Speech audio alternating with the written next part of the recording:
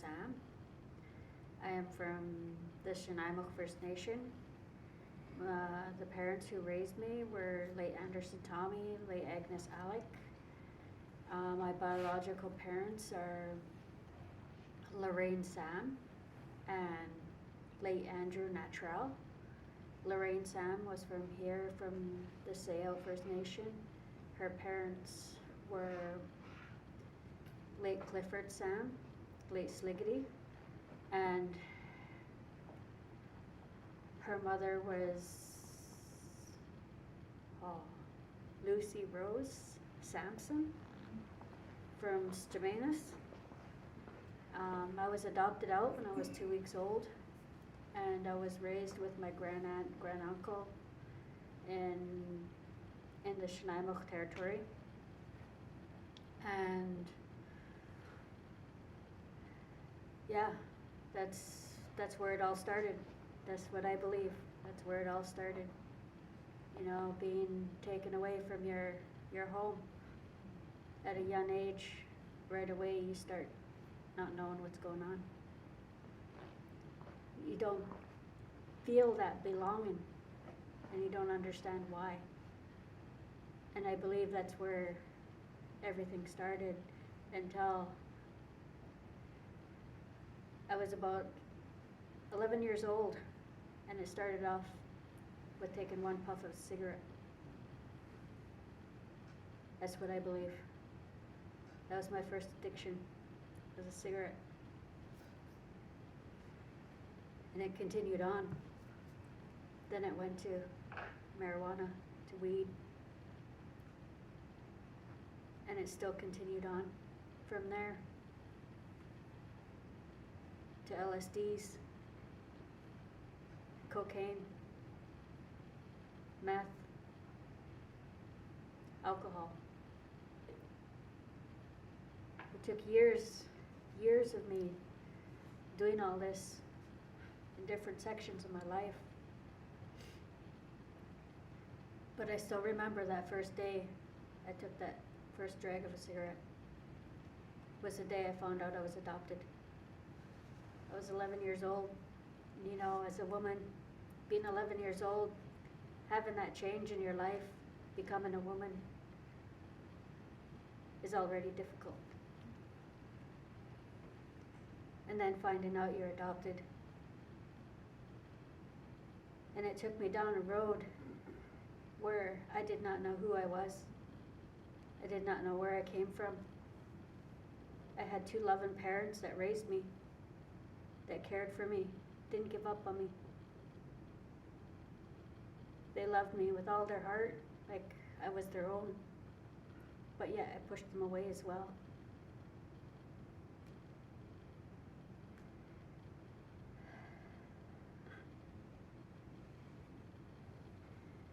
It took me years to realize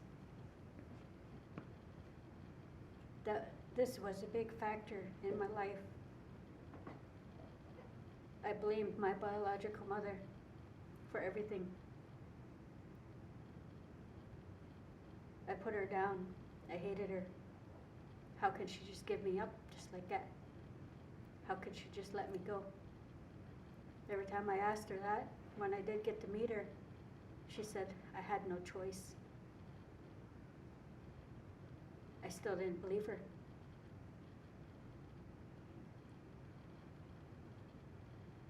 I actually took the program that I took this year with QuaQolt College to realize what it was all about, the 60 Scoop residential school. Learning about intergenerational trauma really opened up my eyes of how my life went. And I know, speaking from just now realizing this, that there's many young people out there that do not understand this. And that word, you're not alone, is really big. I've been suicidal my whole life, right from when I was 11 years old, and it still haunts me to this day.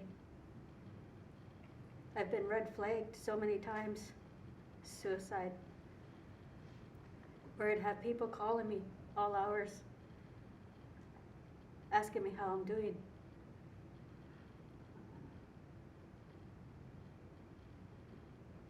That kind of life, you're always looking for something just to numb the pain, just to get away from that thought.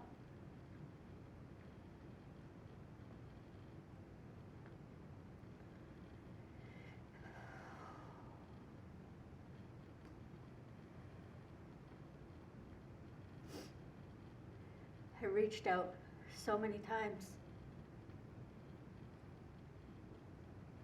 When I was younger, I didn't know where to go. But like it was said before, you know, a mother's prayers are strong, and I believe I believe in that because it's so true. I was raised in the Shaker faith. I was raised with the Longhouse.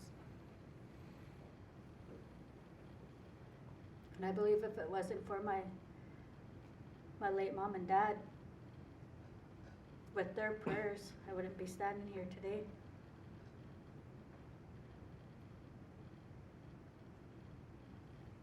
I had a backpack. I had a backpack with me. I was 16 years old, 15, 16 years old. And I had a backpack that had a gun, it had a rope, it had pills, it had drugs, it had alcohol. I didn't know which way I was going to go. I was down Cleat Bay. That place is so isolated. My first thought was, nobody's going to find me.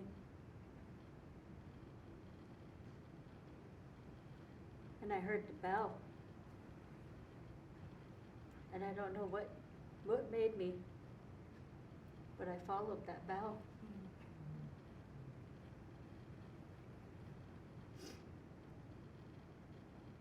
That was the first time I walked into the Shaker Church by myself that day.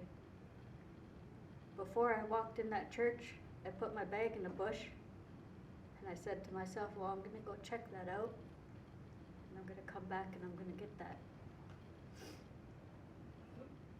I walked in that church and I sat down.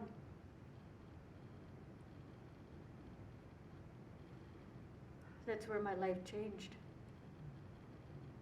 Late Ray Teal got me to sit on a chair. After the shake was over, he asked me, he said, I'm not telling you to join, but I'm asking you.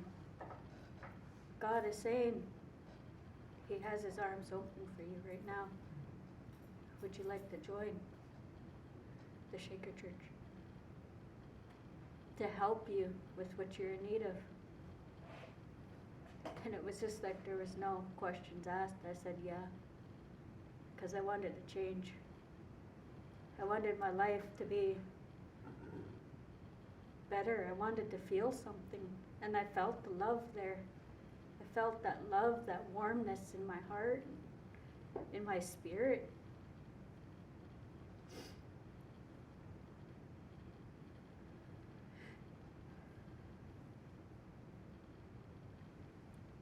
So he opened the church for 4 days so I can make my stand.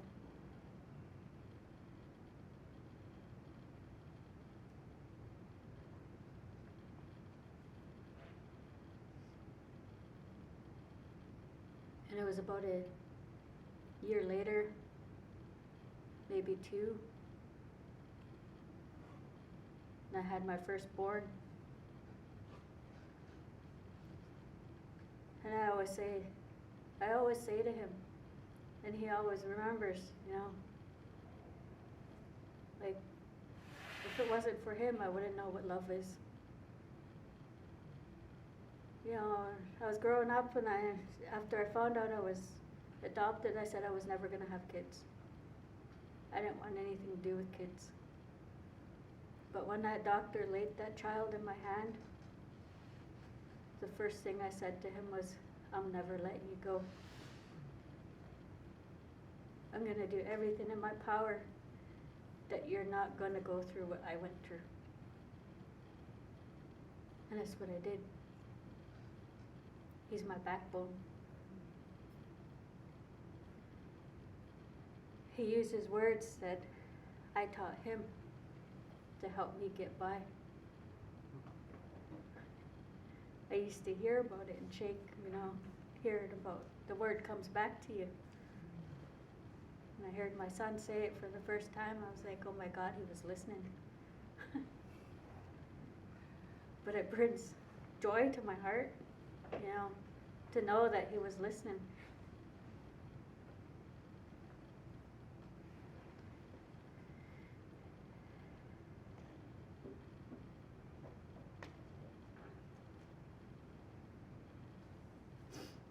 During these times I started drinking. I really pushed our culture aside. Kept my kids away from it. I was actually ashamed of it. I wanted my kids to have a better life, and that made me think that in order for them to have a better life, I had to get rid of the Indian in me. So I kept them away from it. And it was funny because it's my second oldest son that brought me back to the shake. I still get a kick out of that,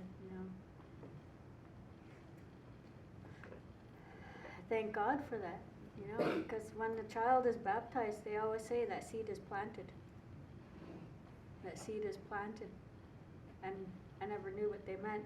And I know that now.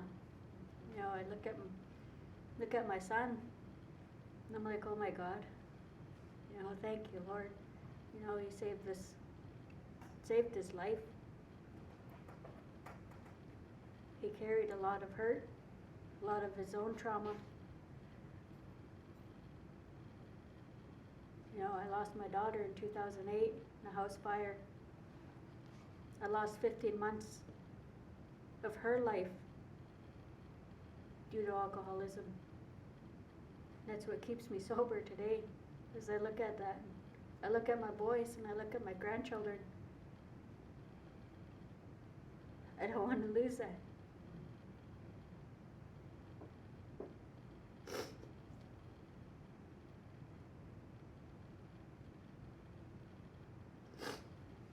Lost my kids to the ministry. They were taken away for 15 months. I had to go to treatment due to alcoholism.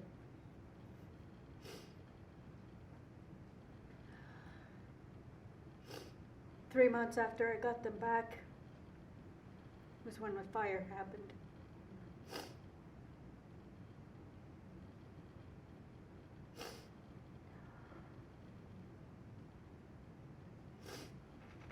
Still hurts to this day, but I know she's in a better place.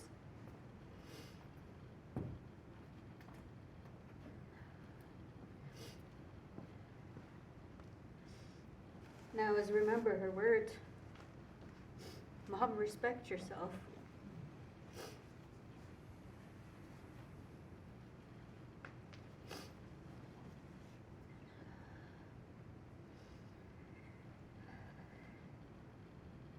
I say that to myself when I'm at my lowest moment. Respect yourself.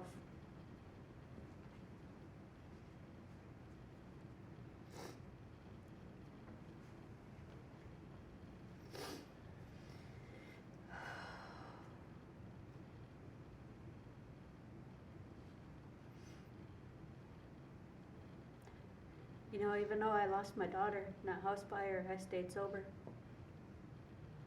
I don't know how I did it, but I stayed sober.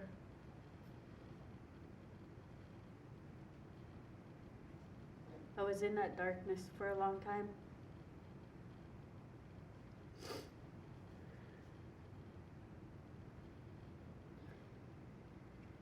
To this day, I still continue to reach for help.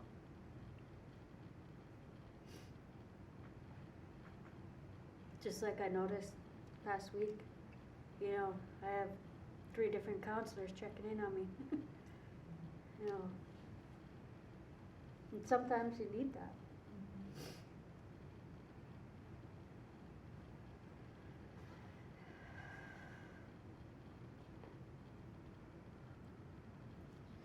You know, I went to Salt and Lalem for treatment. I did drug and alcohol twice. I did trauma once. And yeah, that's the best thing, because it didn't only help me with my recovery, but it also helped me to recover, to connect with our culture, to connect with those basic teachings of, you know, closing the windows at 3 o'clock, you know, closing the curtains at 3 o'clock, you know, all these little things that we're taught as we're growing up. These little things help us big time. Sometimes as a child, you know, you don't know, you just think, well, everybody else is outside. You know, but it was for our own safety. Not only physically, but spiritually. When you're in recovery, you're like was mentioned before about, you know, the 4 corners. Everything's in 4, you know, and it's, even your being is 4. You have your mental, your spiritual,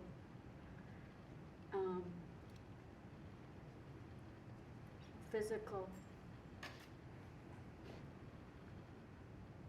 There's one more. It's mental, physical, spiritual, emotional.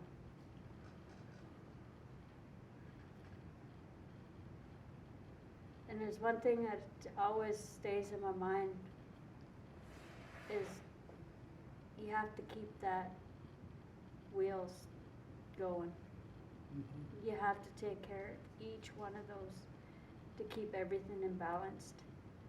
And that's what's helped me get through. Is keeping that balance, because that balance is important.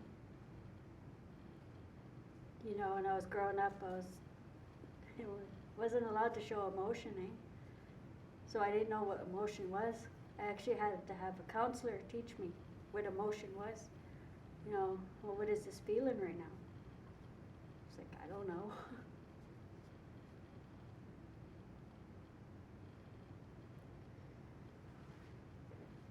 So that's like, these are just little things that, you know, are important to our people.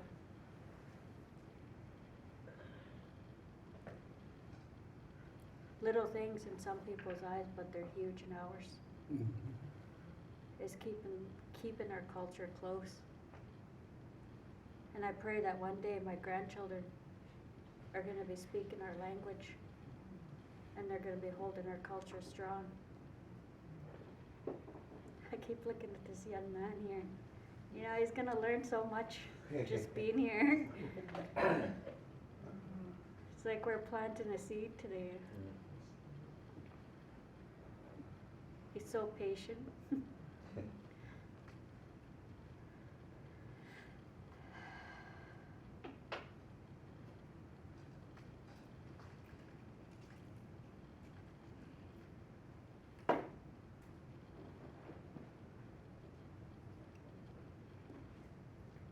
So I guess it's one thing, you know, for those of you that are out there that are really struggling with your addictions, really struggling with life in general. You know, with colonization itself has impacted so many of our people, so many of our children, so many of our grandchildren. You know, that cycle is still going on. But remember, like it was said before, remember who you are. Remember where you come from. I'm just learning my family here in Tsawout. And it feels good because they're always looking at me with open arms, eh? I've never had that before.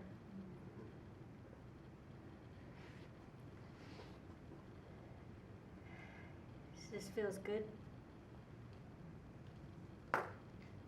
And that's the kind of life you can get from, if you work hard enough in the program. Whether you're in the program of AA, that's the way I walk through AA, or you walk in the program like my mate talked about, staying connected with the culture. No matter which way you walk to get that help, what works for you is what's best for you. And that's the way you have to look at it. Because what works for me doesn't work for him. What works for him doesn't work for me.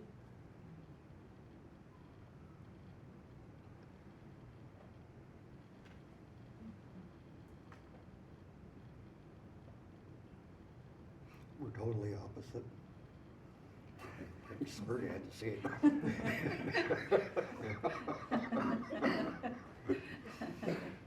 I think that's why we stay together. It's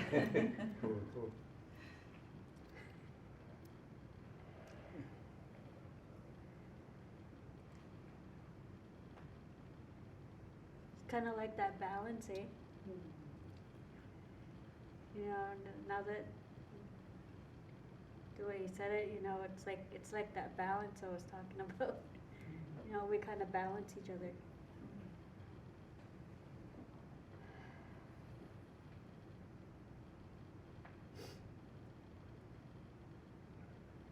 There was something else I was going to say and I can't remember.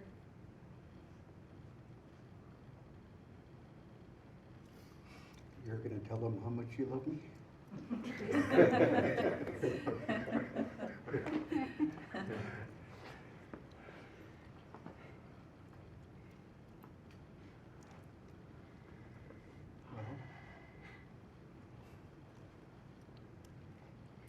There's just one thing, don't let my story scare you. My story is my story. It doesn't have to be your story. It doesn't mean that if you're going to quit drinking, you're going to lose a child. It doesn't work that way. God had a purpose, and that's the way I've learned to accept it. It was just her time.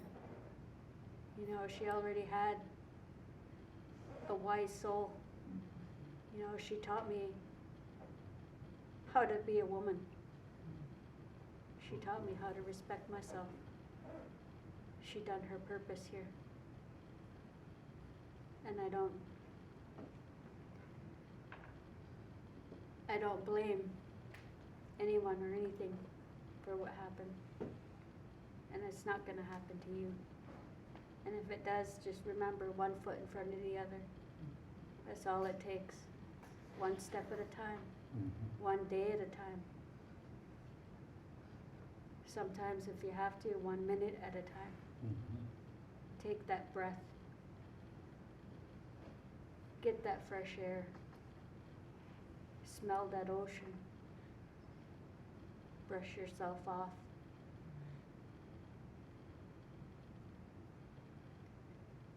Simple. Keep it simple. Don't be like me and try to get it all done in one day. That's not. I think that's the addict in me. It's just, I want it done and I want it done now. But it doesn't work that way. I had to learn how to slow down and just take it one day at a time. Learn to listen to what my body was ready for, not for what my mind was ready for.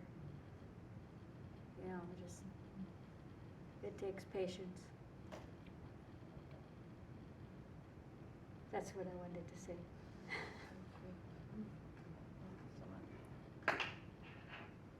And I don't want to leave without saying thank you to Patty for looking to my salt list, for coming up to say a few words, and, including me honest, like it wasn't expected, but in recovery, nothing is expected. You always gotta expect the unexpected, you know, and be ready for it. It's the best thing you can do. And I thank you from the bottom of my heart. And I can't go without thanking God, thanking our Creator. And you know, you don't have to look at God, because some people have a thing with God where they don't want to look at God. It's what you choose on what your higher power is, whether it's the earth, whether it's, you know, a plant, a tree, a rock. It doesn't matter what your higher power is, as long as it's something that's bigger than you. Something that can stop you in the moment and be like, stop, halt, are you hungry, angry, lonely, tired? You know, take care of you. Ajka. Final message, reach out for help. Reach out for help. You're not alone. Ajka.